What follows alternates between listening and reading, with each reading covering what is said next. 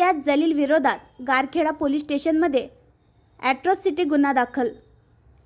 पूर्व मतदारसंघातील शिवाजीनगर येथील पंडित जवाहर नेहरू महाविद्यालयातील बूथवर मतदारांना दमदाटी करत गोंधळ घातल्याप्रकरणी पूर्व मतदारसंघ MIMचे उमेदवार इम्तियाज जलील यांच्यासह इतर 10 ते 12 जणांवर पुंडलिक नगर पोलीस ठाण्यात गुन्हा दाखल करण्यात आला आहे।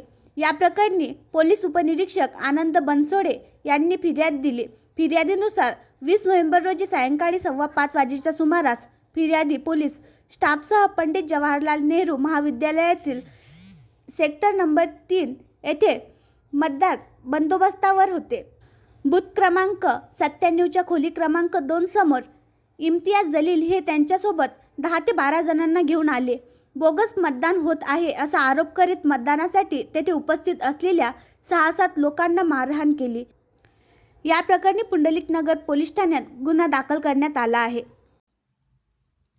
आणखी नवीन व्हिडिओ पाहण्यासाठी आमच्या देशमुख एक्सप्रेस न्यूज चॅनलला सबस्क्राईब करा, लाईक करा आणि शेअर करा।